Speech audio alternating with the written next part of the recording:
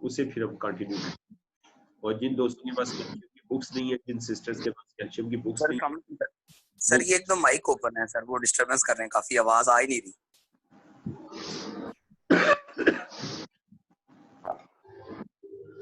तो calcium sugar के बारे में आज हम बस डिस्कस करेंगे लास्ट।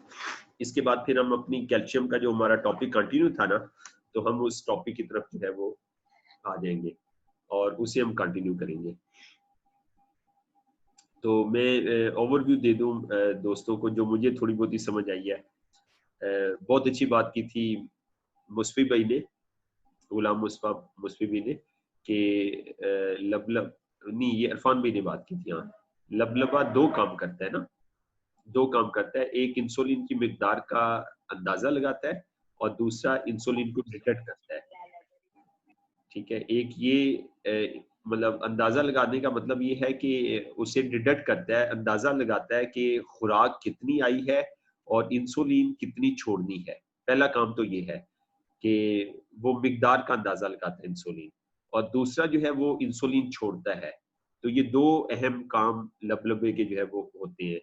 तो अक्सर लोग ये समझते हैं कि सिर्फ लबलबे का काम इंसुलिन छोड़ना है।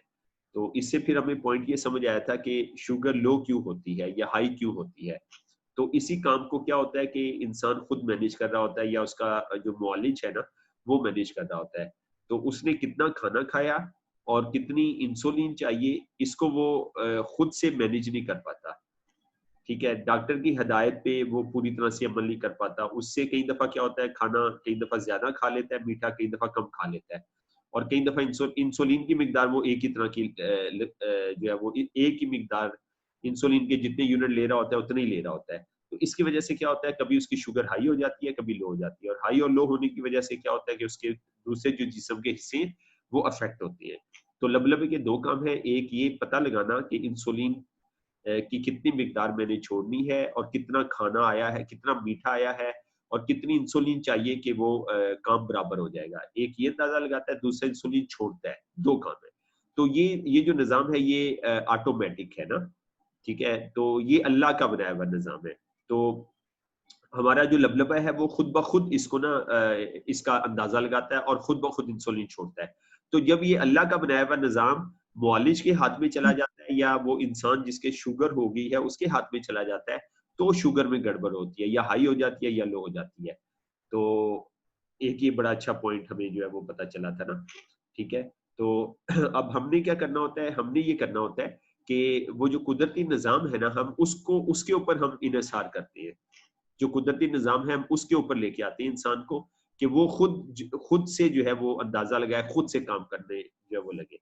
तो ये एक बड़ा अच्छा पॉइंट जो है वो आया था। अच्छा, फिर एक और बड़ी अच्छी बात की डॉक्टर नाजिम साहब ने गुजरांवाला से, कि आपके जिस्म में मेटाबॉलिज्म निजाम जो है ये 120 दिन में बैलेंस होता है। कि जब आप शुगर के कोई कस्टमर को सर्विस देना शुरू करेंगे तो अप एंड डाउन चलती रहेंगी, और वो आपको पहले से पता होनी चाहिए ना।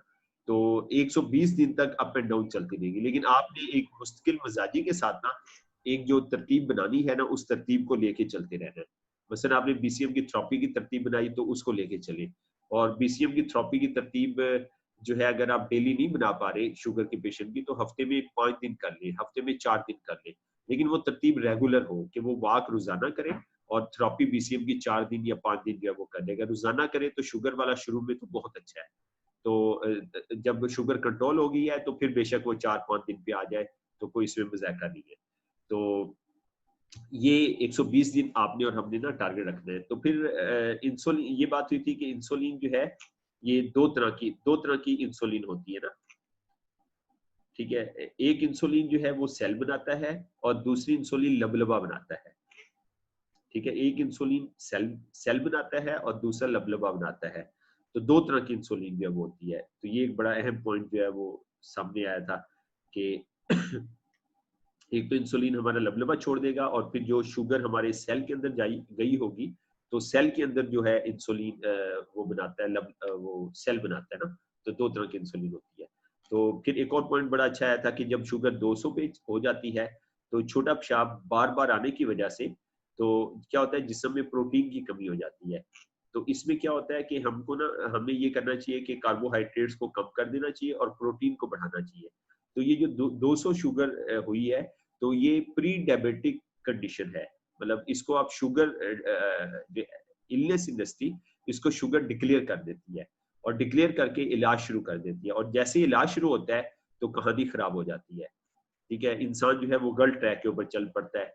तो ये प्री डायबिटिक कंडीशन है, इसको आप ना खुराक से और लाइफस्टाइल से कंट्रोल कर सकते हैं।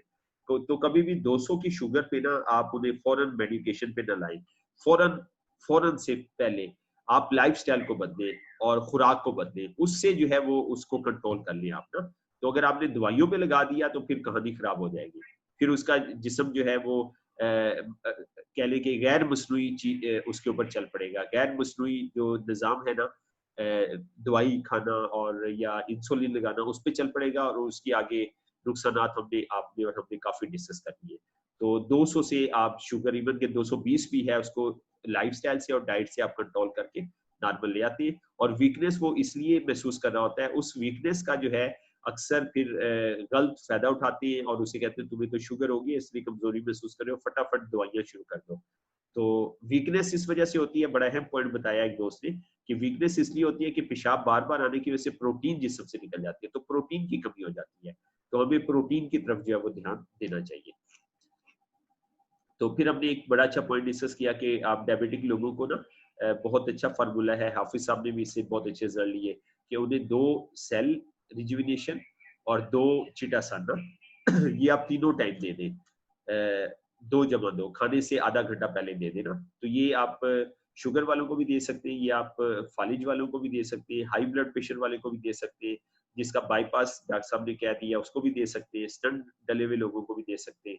तो ये सबको दे सकते हैं। और फिर बजट को देखना होता है, फर्ज किया बंदा अफोर्ड ही नहीं कर पा रहा 2 × 2, तो आप उसे एक पे ले आए, तो मतलब उसको शुरू जरूर कर दे, उसका स्टार्ट जो है वो ले लें। तो ये बड़ा जबरदस्त जो है ना ये होगा कि आप चंद दिनों के अंदर देखेंगे शुगर कंट्रोल होना शुरू हो जाएगी ना। तो ये इससे क्या होगा, उसका पीएच लेवल बैलेंस होना शुरू हो जाता है और हम उसे एंटीऑक्सीडेंट, ये एंटीऑक्सीडेंट है ना, 2 सेल और 2 चिटासन। तो हमने इसमें डिस्कस किया था कि चिटासन जो है ये हमारा क्लींजर है और चिटासन हमारा क्लींजर है और सेल हमारा डिटॉक्सिफायर है। ਤੇ ਫਿਰ ਅਸੀਂ ਪੰਜਾਬੀ ਚ ਮਤਲਬ ਇਹਨੂੰ ਸਮਝਿਆ ਸੀ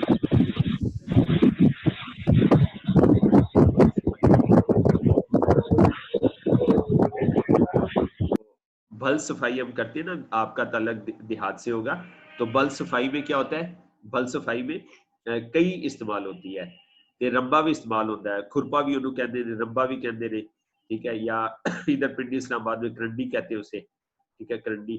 तो मतलब 2 चीजें इस्तेमाल होती हैं अगर आपने सही स्टैंडर्ड की भल सफाई करनी है, ठीक है। पानी के जो रास्ते हैं ना उनको आपने साफ करना है। तो एक कई इस्तेमाल होती है, एक रंबा खुरपा इस्तेमाल होता है। तो हमारी चिटासन जो है ये कई है और सेल जो है ये हमारा रंबा है ना, ठीक है। तो एक क्लींजर है, दूसरा डिटॉक्सिफायर है।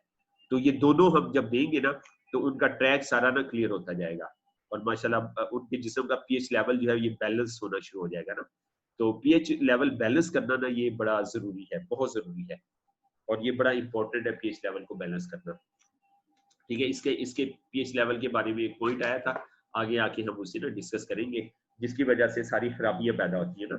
हमने डिस्कस किया था शुगर की वजह से क्या होता है कि ब्लड वेसल्स के अंदर एक प्रॉब्लम हो जाता है, आगे जाके हम डिस्कस करेंगे। तो हम उसे ना एंटीऑक्सीडेंट खिला के हम मरीज के ना मेटाबॉलिज्म निजाम को बैलेंस करना शुरू कर देंगे। एंटीऑक्सीडेंट का भी काम ये होना शुरू हो जाएगा और मेटाबॉलिज्म निजाम भी जो है ये बैलेंस होना शुरू हो जाएगा। तो हम उन्हें चिटासन और सेल का जो है ये कॉम्बिनेशन देंगे।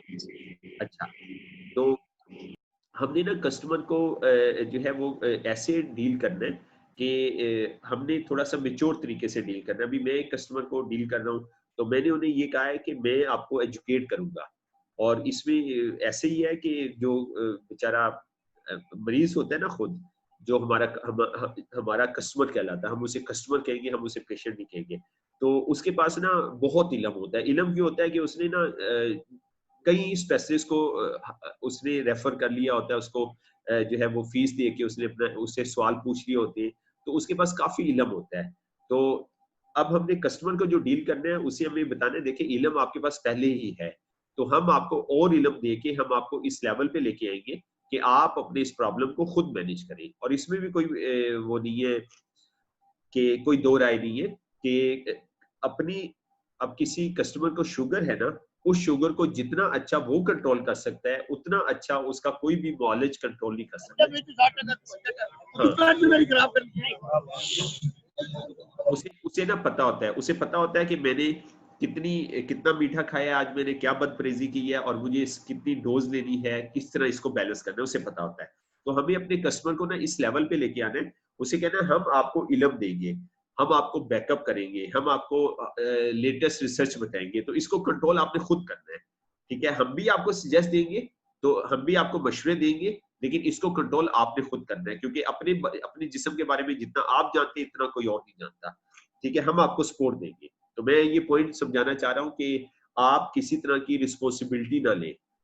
मैं आपको ये, आप कमजोर सेल ना बने, आप ऑर्डिनरी सेलमैन ना बने, आप मास्टर सेलमैन बने। उन्हें बताइए मैं आपको बैकअप दूंगा, मैं आपको फ्री एजुकेशन दूंगा, मैं आपको लिटरेचर दूंगा, मैं आपको वीडियो सेंड करूंगा, मैं आपको पूरी मालूमात दूंगा। तो इसको मैनेज जो है वो आपने खुद करना है। तो इस तरह से हम उसे ना कस्टमर को लेके चले और वो भी खुश होगा। और अभी ये जो दौर आ रहा है ना, इसमें ऐसा ही होगा, हेल्दी लोग सिर्फ वो होंगे जो सेल्फ हेल्थ मैनेजमेंट करेंगे, जो सेल्फ नॉलेज हासिल करेंगे, जो खुद नॉलेज हासिल करेंगे वही हेल्दी होंगे। दुनिया इंफॉर्मेशन एज में दाखिल होगी है, ये कई दफा हम बात कर चुके हैं। तो अब हमें इंफॉर्मेशन दे के वो खुद इसको जो है वो मैनेज करेगा, तो इससे अच्छा कोई और कॉम्बिनेशन नहीं हो सकता। हाँ, फिर या ये है कि उस घर से हम उसके बच्चे को या बच्ची को या कोई भी ऐसे फर्द को जो कि फ्री है, उसको ले लेंगे, वो उसको मैनेज करे। ठीक है, हम उसको एजुकेट करें और वो हमें हमारे साथ अटैच हो। ठीक है, एक फैमिली है, एक माँ है उसको शुगर है, एक बाप है उसको शुगर है। मेरी कोशिश ये होती है कि अगर माँ और बाप डेफिनेटली उस लेवल की एजुकेशन नहीं ले सकते मेरे साथ, तो मैं उस फैमिली से उस बच्चे को या बच्ची को ले लूंगा जो अपनी माँ या बाप के साथ ज्यादा अटैच है और जिसके अंदर ज्यादा खिदमत का जज्बा है। मैं उसको सेट कर लूंगा और उसको मैं एजुकेशन देना शुरू कर दूंगा। तो उसकी मदद से मैं अपने उस कस्टमर को प्रॉपर सर्विस जो है वो दूंगा। तो इस मॉडल की तरफ हम जो है वो आए ना, तो ये बड़ा जबरदस्त मॉडल है। एक तो ये होगा कि उसकी एजुकेशन हो जाएगी और वो अपनी माँ या बाप को जो है वो सर्विसेज दे सकेगा और उस प्रॉब्लम को सॉल्व कर सकेगा। दूसरा ये होगा कि वो हमारे लिए फ्यूचर के लिए एक बड़ा अच्छा जो है वो ट्रेन बंदा या ट्रेन बंदी हमें मिल जाएगी। फिर डेफिनेटली जब उसने एक बंदे की या बंदे की शुगर कंट्रोल कर ली तो उसे कॉन्फिडेंस हो जाएगा। फिर हम उसे गाइड करेंगे कि तुम अपने रिश्तेदारों में और लोगों को जो मसला है आप उसको वो केस भी ले लो और हम आपको बैकअप करते हैं और इंशाल्लाह ताला मिल के हम आपको सर्विस देंगे और हम उस कस्टमर को क्राइसिस से निकालते हैं। तो हमें ना इस मॉडल की तरफ जो है वो जाना है और ये परफेक्ट मॉडल है। ठीक है, ऐसा जबरदस्त मॉडल है ना कि जो शायद किसी के पास भी नहीं है। तो आपको और हमें जो है वो खुश होना है, आपको और हमें कॉन्फिडेंस भी आना है कि ऐसा मॉडल किसी के पास भी नहीं है जो मॉडल हमारे पास है। ठीक है, और फिर बड़ी अच्छी बात की थी इकरार भाई ने, बहुत अच्छी बात की थी कि 3 चीजें हैं, 33%, 33%, 33%। तो ये 100% सेहत बनेगी ना। तो एक तो है हमारा लाइफस्टाइल ना, एक हमने लाइफस्टाइल जो है वो अपनाना है। ठीक है, और दूसरी जो है ट्रीटमेंट है। ठीक ठीक है, ट्रीटमेंट है ना। ठीक है, कि हमने ना क्या ट्रीटमेंट जो है वो करनी है। तो हाँ, हमने ट्रीटमेंट क्या करनी है, एक तो लाइफस्टाइल है, लाइफस्टाइल। ठीक है, और दूसरा हमने उसका इलाज है कि हमने लाइफस्टाइल का जो रोल है वो 33% है। ठीक है, और दूसरा जो है वो इलाज का जो रोल है वो 33% है। और तीसरी चीज जो है वो एक्सरसाइज है। एक्सरसाइज, एक्सरसाइज में दो चीजें हमने डिस्कस की थी, बीसीएम है और बीसीएम डेली यूज करवाएं और एक्सरसाइज यूज करवाएं। और इसका बेस्ट कॉम्बिनेशन ये है कि बंदा शुगर वाला खासतौर पे एक्सरसाइज करके आए, वॉक करके आए और हमारे पास आ जाए और हम उसे बीसीएम की थेरेपी दे दें। उस वक्त बड़ा जबरदस्त जो है रिजल्ट आएगा। और फिर हमने ये भी चीज डिस्कस की थी कि एक्सरसाइज से 1 घंटा पहले वो कैल्शियम ले ले। अगर ये वो इस तरह मैनेज कर सकते हैं तो बड़ा ही अच्छा हो जाएगा कि वो कैल्शियम ले ले 1 घंटा पहले, तो उसके बाद वो एक्सरसाइज कर ले, उसके बाद बीसीएम कर ले। तो इससे क्या होगा कि एक साशे जो है ना, एक कैल्शियम का जो साशे है वो मुमकिन है 1.5 साशे के बराबर रिजल्ट देगा या मुमकिन है डबल के बराबर रिजल्ट देगा, क्योंकि उसकी ब्लड सर्कुलेशन जो है वो ठीक होगी ना। तो ये तीनों चीजों को हमें ना साथ लेके जो है चलना है ना। अच्छा,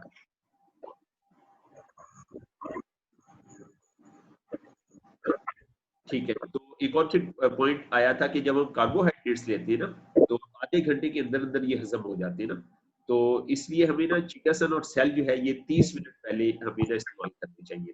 तो ये आप कस्टमर को 30 मिनट पहले जो है वो ये कॉम्बिनेशन जो है वो देंगे। फिर एक बड़ा अहम पॉइंट जो है वो आप सब ने बताया कि उंगलियों के अंदर जो है शुगर, और जो ठीक है बाजू में या बाकी जिस्म के हिस्से में शुगर, यानी कि उंगलियों में होती है माइक्रो सर्कुलेशन, उंगलियों में होती है माइक्रो सर्कुलेशन, बारीक नालियों की सर्कुलेशन, ठीक है। और उंगलियों में होती है बारीक नालियों की सर्कुलेशन, और जो बाजू में और बाकी जिस्म में होती है उसको कहते हैं मैक्रो सर्कुलेशन, यानी कि बारीक नालियों की उंगलियों में सर्कुलेशन और मोटी नालियों की बाजू में और बाकी जिस्म के बड़े हिस्सों में बारीक मोटी नालियों की सर्कुलेशन। तो ये दो तरह की सर्कुलेशन होती है। तो ये बड़ा अच्छा पॉइंट बताया आप साहब ने कि इन दोनों के अंदर जो है शुगर में 30 पॉइंट का फर्क होता है, 20 से 30 पॉइंट का ना, 20 से 30, यानी कि 20 से 30 पॉइंट जो है उंगलियों के अंदर शुगर हाई होगी। और जो अगर लिबॉर्टी में आप लिबॉर्टी वाले जो है इस जगह से खोल लेते हैं ना, यहाँ से, तो यहाँ से अगर आप खोल लेंगे तो उसमें 20 या 30 यूनिट कम होगी ना शुगर, जो है उंगलियों में ज्यादा होगी और इसमें कम होगी, ठीक है। तो ये बड़ा फर्क है। तो हमारी जो बीसीएम है ये बारीक नालियों की जो सर्कुलेशन है ना, माइक्रो सर्कुलेशन, इसको बढ़ाती है।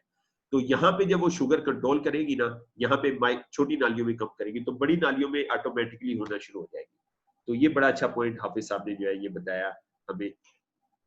अच्छा, तो फिर ये बात हुई थी कि आप ना कार्बोहाइड्रेट्स कम कर दी उसके कस्टमर के, ठीक है। और कार्बोहाइड्रेट्स के बारे में हमने डिस्कस किया कि ये गंदम में है, चावल में है, चीनी में है, फ्रूट में है, ठीक है, ये आप कम कर देंगे। और आप जो है बाकी चीजें आप ना बढ़ा देंगे, ठीक है। और गंदम, अब फ्रूट भी जो है, इसका कॉन्सेप्ट है, फ्रूट भी शुगर हाई नहीं करता। फ्रूट उस वक्त शुगर हाई करता है जब आप उसे गंदम के साथ, सालन के साथ लेते हैं, रोटी के साथ लेते हैं। तो जब आपने फ्रूट खाने हैं तो इसके ऊपर भी आगे पॉइंट लिखा हुआ है, फ्रूट लेने, तो बड़ा अच्छी बात डिस्कस हुई कि अगर किसी बंदे को शुगर है, उसका वजन 70 किलो है, उसके साथ एक सिफर और लगा देंगे, 700 ग्राम, यानी कि 700 ग्राम उसे सुबह नाश्ते में आप फल सब्जियां दे सकते हैं कच्ची, जो उसे पसंद है, ठीक है। आप जो उसे सब्जियां पसंद है, फल सब्जियां, अगर किसी का वजन 80 किलो है, 80 केजी है, तो उसके साथ एक सिफर और लगा देंगे, 800 ग्राम। तो 800 ग्राम आप उसको ना सुबह नाश्ते में आप उसे दे देंगे, फल और सब्जी दे देंगे, ठीक है। तो रोटी नहीं देंगे आप ना, ठीक है, 12 बजे से पहले पहले रोटी नहीं देंगे। तो इस तरह से आप उसकी ना शुगर को बहुत जल्दी कंट्रोल जो है वो कर सकते हैं। तो फलों का जो मीठा है ना, ये गड़बड़ नहीं करेगा जब तक आप रोटी का इस्तेमाल नहीं करेंगे। अगर आपने इसके साथ रोटी का इस्तेमाल कर दिया तो ये फलों वाला मीठा भी गड़बड़ करेगा, नहीं तो ये फलों वाला मीठा शुगर को हाई नहीं करता, ठीक है। तो अगर उसको इकट्ठा यूज करते हैं तो फिर ये मसला होता है। फिर बहुत अहम पॉइंट बताया अपना मुस्लिम ने, जो लबलबा होता है ना, इसके ऊपर बीटा सेल होती है, ठीक है। तो हम किस साइंस पे काम कर रहे हैं, वेलनेस इंडस्ट्री, तो ये ना बीटा सेल को एक्टिवेट करना शुरू कर देता है, ठीक है। बीटा सेल को एक्टिवेट करना शुरू कर देता है, और जब हम दवाई देते हैं तो क्या होता है, बीटा सेल मरना शुरू हो जाते हैं। बीटा सेल मरने का मतलब ये है कि बीटा सेल मरने का मतलब ये है कि बीटा उसको इंसुलिन लबलबे को काम नहीं करना पड़ता, वही काम दवाई कर रही होती है, वही काम टैबलेट्स कर रही होती है, वही काम जो है वो इंसुलिन कर रही होती है, इसलिए उसे काम नहीं करना पड़ता।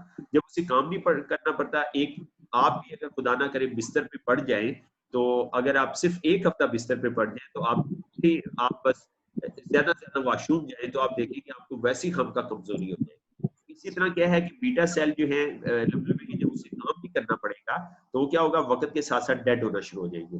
तो हमने इसके ऊपर जो है वो काम करते हैं, हम बीटा सेल को एक्टिवेट करते हैं, जिससे क्या होता है, लबलबा मुतहरक होना शुरू हो जाता है और लबलबा अपनी पोजीशन में वापस आना शुरू हो जाता है। हमारी बीसीएम बीटा सेल को मुतहरक करती है, उसके ऊपर प्रेशर डालती है कि भाई उठो, तुम जागो, भाई तुम इसे काम करो तुम ना, ठीक है, उसको मुतहरिक करना शुरू कर देती है।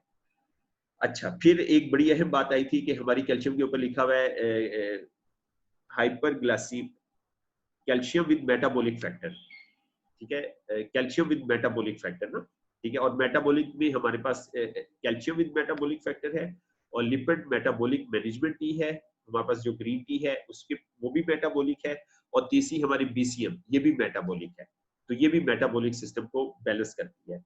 तो मेटाबोलिक फैक्टर में जो है वो जो चीजें आती हैं वो डिस्कस हुआ कि उसमें स्ट्रोक आती है, उसमें जो है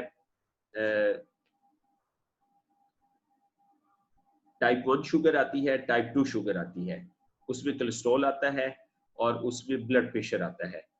ठीक है, तो ये हमारे मेटाबॉलिक फैक्टर है ना। तो हमारी ये जो मेटाबॉलिक वाली चीजें हैं तो इन सब के ऊपर जो है वो अफेक्ट करना शुरू हो जाएगी ना, इन सब चीजों को, और इसी की वजह से जो है वो शुगर में सारी आगे कॉम्प्लिकेशन जो है वो बढ़ती है। अच्छा, फिर चौहान साहब ने बहुत अच्छा पॉइंट बताया था कि किसी भी आप केस लें, कोई भी कस्टमर आप लें, तो शुगर का आप पहले उनका HbA1c, ठीक है, किसी भी कस्टमर का ये टेस्ट होता है, तो ये बता रहे थे 1200 से 1500 में हो जाता है। तो HbA1c, ठीक है, तो ये टेस्ट करवा लें, ठीक है, और फिर उनका ना 4 माह मुकम्मल कोर्स करें। 4 माह वही बन के 120 दिन ना, 120 दिन आप ना मुकम्मल कोर्स करें, ठीक है। अस्सलाम वालेकुम सर, इसको करेक्ट कर लो, HbA1c। HbA1c, sorry, thank you sir, बहुत शुक्रिया। HbA1c है जी, ये बिल्कुल सही है, आई नहीं है, HbA1c, thank you ji, thank you, जज़ाकल्लाह। तो HbA1c, ठीक है, तो ये टेस्ट करवाएं। तो उसके बाद फिर आप 4 माह उनका मुकम्मल आप उनको ट्रीटमेंट करें, उनका लाइफस्टाइल ठीक करें, नाश्ते के टाइम ठीक करें, एक्सरसाइज उनकी ठीक करें, BCM यूज करवाएं, ठीक है, उसको डाइट प्लान दें, अपने सप्लीमेंट रेगुलर यूज करवाएं। तो उसके बाद फिर आप जो है शुगर टेस्ट करवाएंगे, तो इस तरह से प्रॉपर जो है वो रिपोर्ट आएगी। अच्छा, तो क्या होता है कि एक और पॉइंट डिस्कस हुआ था कि शुगर के मरीज के अंदर ना ऑक्सीजन लेवल जो है सेल के अंदर ऐसे ऐसा कम होना शुरू हो जाता है, ठीक है। तो इसलिए जब ऑक्सीजन लेवल कम होना शुरू हो जाता है तो इससे क्या होता है, हमने डिस्कस किया था, सेल जो है एक चूल्हा है, ठीक है, मतलब केड़ा चूल्हा है, पिंड वाला चूल्हा है ना, वो जेड़े जेड़ा लकड़ तो बालदा है ना, ठीक है, तो पिंड वाला चूल्हा है ना। तो पिंड वाले चूल्हे जे तुसी ना बालन भर दो ना, ਉਹਦੇ फुल कर दो तो धुआं मारना शुरू हो जाता है। क्यों? उसमें ऑक्सीजन लेवल कम हो जाता है। तो चूल्हे को कभी भी आधे से भी कम खातून जो है वो फुल करती है ना, क्योंकि बाकी जगह खाली रखनी होती है। किसके लिए खाली रखनी होती है? ऑक्सीजन के लिए खाली रखनी होती है, ठीक है। तो इसी तरह जो सेल है ना हमारा, सेल की जब भी बात आए ना, तो आप फौरन जेहन में ले आया करें पिंड का चूल्हा, बालन वाला चूल्हा, सुई गैस वाला चूल्हा नहीं, बालन वाला चूल्हा। अच्छा, तो सेल और पिंड वाला चूल्हा ना, ये बिल्कुल जो जेड़े बंदे नू जेड़ी खातून नू पिंड वाला चूल्हा चलाना आंदा है ना, ते वो अपनी सेहत भी मैनेज कर सकता है, ठीक है ना। वो सेहत भी, जिस तरह उस चूल्हे के अंदर ईंधन एक खास तरतीब से डाला जाता है, इसी तरह इंसान एक खास तरतीब से अपने पेट में खाना डालना शुरू करे, तो उसको अल्लाह की तरफ से कोई बीमारियां नहीं होगी, कोई बीमारियां नहीं होगी। तो ये हमने बात की थी। तो सेल जो